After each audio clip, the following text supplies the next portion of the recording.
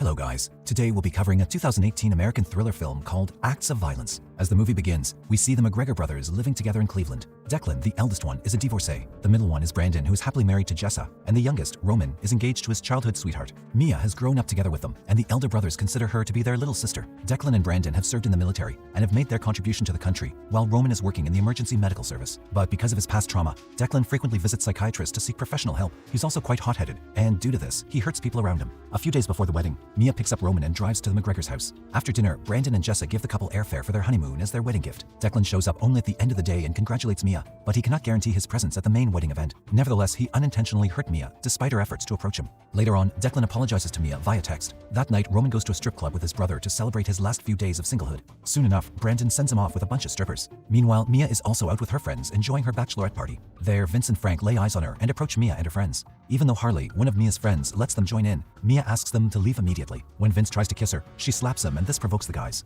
Right at that moment, Mia leaves the club. Then she calls Roman but couldn't get through. Just when she's leaving him a voice message, Frank forcibly pulls her into the van and drives off. At the stripper club, Roman could no longer withstand the strippers hovering over him, so he gets out of the room and makes his way to the restroom. He checks his phone and sees a voicemail from Mia. He listens to her incomplete voice message and immediately dials her number, but the call gets directed to a voicemail. Immediately, he checks her GPS location. Meanwhile, Brandon thinks that Roman is overreacting. As they drive to Mia's location, Roman contacts Declan. Next, the McGregor brothers arrive at the shown location and are in the standby position. Declan carefully listens to Mia's voice message and hears her scream at the end. Finally, after being certain that Mia has been abducted, he tells Brandon to prep his gun and calls 911 to report their situation. As soon as they see a group of people coming out of the house holding a lady, all three charge towards them. Unfortunately, the girl is not Mia, therefore ordering his brothers to watch over. Declan makes his way into the house. Despite searching the entire house, he couldn't find Mia. However, he does rescue a few girls who were held captive there. By then, the police arrive and take all of them to the station, including the rescued girls. The next morning in the station, we see Detective James Avery in charge of Mia's case. James himself has been working on human trafficking cases for a couple of years. Just recently, he and his team raided a building and found the body of a dead girl. James assures Brandon to do everything within his power to find her. Being scornful, Brandon questions James about his immediate plans of action to find his sister. Calmly, James tries to explain to him that official procedures take time. He also adds that the traffickers switch their victim holding location all the time,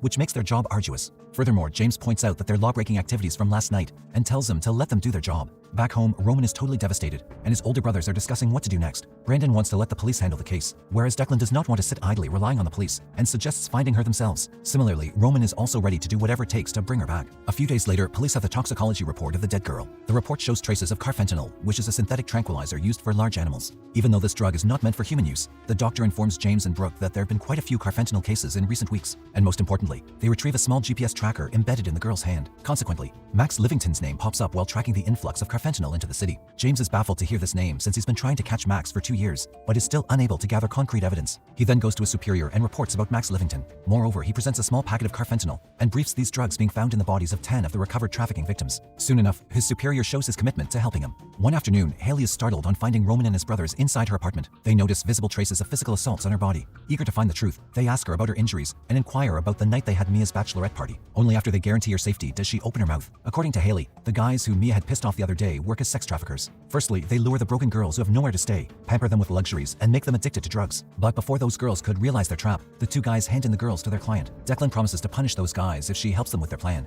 With that, she shows them their photos and tips off the bar where they can find them. Somewhere, Mia wakes up with a heavy mind and cries out for help. It turns out they've brought her to a warehouse hideout where they operate their drug-related business. Later on, Vince and Frank come inside her room and try to harass her. She manages to kick Frank and bite Vince, and make her way past the passage, only to get caught by Max. Following Mia, Frank and Vince arrive in front of Max. Looking at a new face, Max asks them where they got her, and upon knowing that they picked her up from a local club, he rebukes them. He's infuriated at them for having the audacity to grab a girl from a public place just when police are at his tail and are raiding his lairs constantly. Hence, he orders his men to shoot them. When they beg him to spare their lives, he instead makes Mia shoot at Frank. The death of Frank serves as a clear warning for Vince. Max then orders him to dump Mia off in Vegas. Nevertheless, he also warns him not to mess up, or else it will be his last time. On the other hand, Declan and Brandon begin training their little brother to save Mia. Declan teaches Roman to efficiently use the gun and hit his target, while Brandon prepares weapons and other necessary equipment. Shortly after the preparation is done, one evening, they wait for Vince to show up at the address given by Haley. As Vince and his men are about to drive away, Roman blocks their path. Just then, Declan appears from the tailgate and shoots at the driver and the one in the passenger seat. Vince and the other try to run away from behind, but Brandon handles them. Meanwhile, Max is reported on the incident with Vince and his other boys. He then demands to tighten his security and hire some professionals. Moreover, he orders his subordinate to find the one responsible and handle them immediately. In the meantime, the McGregor brothers move Vince to the harbor and question him about Mia. Initially, he thinks he's doomed either by them or by his boss, and goes on spewing nonsense about Mia being sent away to the clients. When Declan unzips his jacket to reveal a C4 strapped to his chest and activates its timer. He finally agrees to tell them about Mia's whereabouts. With the ticking time, he reveals his boss to be Max Livington, who will be moving to Vegas along with the girls tomorrow. Roman asks him about Mia's current location, and with less than 10 seconds remaining, he agrees to take them to her. And with that, Declan stops the timer at 1 second remaining. On the contrary, Mia utilizes her surrounding, cuts the rope tying her hands, and pulls out the metal from the bed leg. Furthermore, she uses the metal as a weapon to scrape out the grout around the glass window. On the other hand, Vince leads them to the warehouse at the train yard. As soon as they enter the warehouse, they start to open fire on the people and eventually head toward the basement where she was being held. Upon reaching the room, they find that she has already escaped through the window. Just when they're on their way out of the room, some men block their way. Besides Vince getting killed in the two-way fire, Brandon is also shot. It's now impossible to get out through the same route, so Declan orders his brothers to get out of the warehouse through the window. Before he climbs through the window, he places the bomb on the bed. Then he barely makes it out of the warehouse alive before the explosion. Still in the train yard, Mia sees a jeep and stops it. She barges in and tells the man that she's been kidnapped. The man assures her to take her to the police station and offers her a coat and a pair of boots. But before they could make it out of the train yard, Max's men have come to get her by tracking her GPS. The men collide with the jeep Mia is in and shoots the driver before dragging Mia with them. At the police station, James receives a phone call ordering him to take his hands out of the human trafficking case, all thanks to the existing corruption in the higher-ups of the police department. Apparently, Max has made some deals with the FBI and DEA. At the same time, Brooke comes to report to James about the attack on Max's men outside the bar. When she discreetly asks him if he's been helping them, Brooke implies that he wishes he was. Then he orders her to find them before some other officers do. After getting out of the train yard, instead of going to the hospital, the brothers rush back home only to find the messed up house and Jessa's cold body. Brandon breaks down into tears at the sight of his dead wife. Soon after, police and an ambulance come to their house. Brooke asks Declan to get into her squad car along with his brother quickly. Then she brings them to James. James informs them of the possibility of them being arrested for breaking the law. They tell James that Max will be shipping the girls and moving his business to Vegas tomorrow. But James regrettably tells them that his hands are bound and that he can do nothing about Max, despite knowing his plan. Even so, he agrees to give them 24 hours to catch Max. The next morning, when Max is moving all the girls to be shipped, a gas smoke declares the war and firing, causing many casualties. In the meantime, inside the shipping container, Mia kicks the box open from the inside and encourages other girls to do the same. A while later, Roman and Brandon open the shipping container, and along with Mia, all the other girls come out.